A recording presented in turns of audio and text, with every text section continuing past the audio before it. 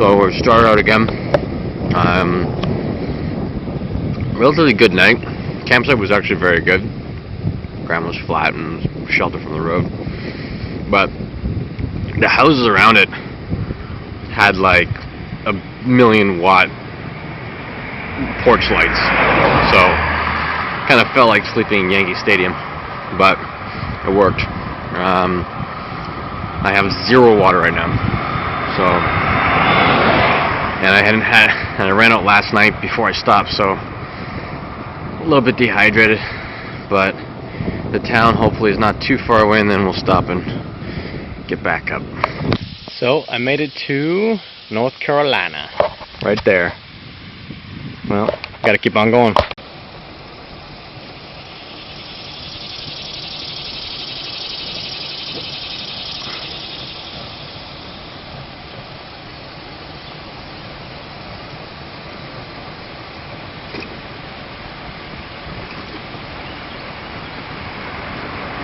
Well, we just tried to pull into a truck stop for some food. Sadly, they were closed, but probably a good thing. We did happen to have a nice conversation with a good man named Lawrence.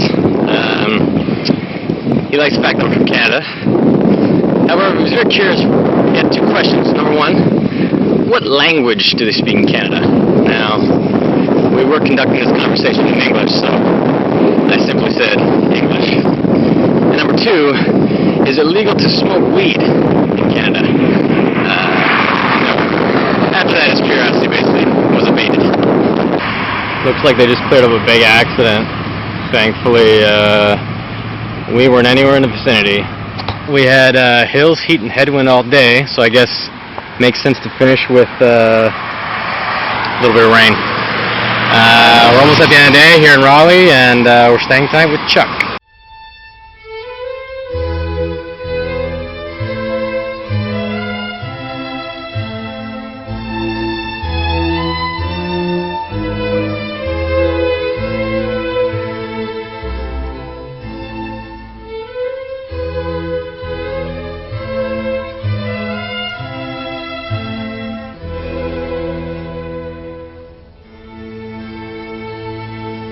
Hello friends.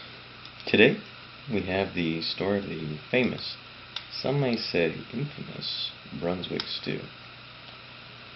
According to local tradition, while Dr. Creed Haskins and several of his friends were on a hunting trip in Brunswick County in 1828, his camp cook, Jimmy Matthews, hunted squirrels for a stew.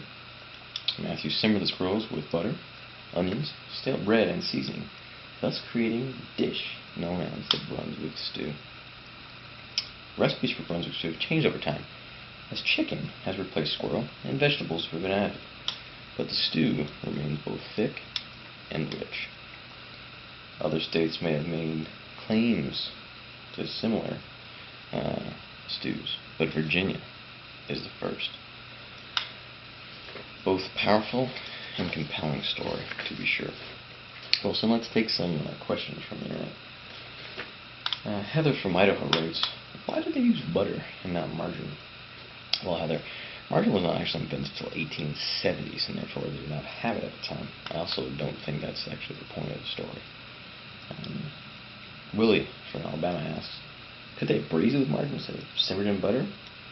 Once again, they didn't actually have margarine. Remember, this is 1828. Zeke from Louisiana asks, if they had used margarine, would it have made it better? Would it have been a more popular stew? You know what? I don't know. I don't know. I don't eat margarine. I don't eat squirrel.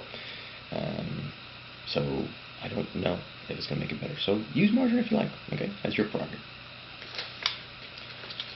Finally, Katie from Europe asks, even though the stew was invented in 1828, haven't we done anything else of note since then? P.S. I eat the stew all the time, but use margarine instead of butter. Yeah, great question, Katie. Actually, since the creation of stew almost 200 years ago, no other significant developments have come out of Brunswick. The mayor at the time felt it was a waste of resources to try and further progress past such a already great stew. Quote, after much deliberation and careful consideration, The Council has henceforth decided to place a moratorium on all current and future development activity. It is unlikely that humanity as a whole could ever hope to achieve further accomplishments in the face of such a superior stew. We feel resource devoted to science or invention would represent gross negligence with respect to public funds and wanton disregard for the public good. Mayor, stupid head. Powerful and compelling. Such a story you don't hear every day. Right, Wilson? Right you are. The home of the original Brunswick stew.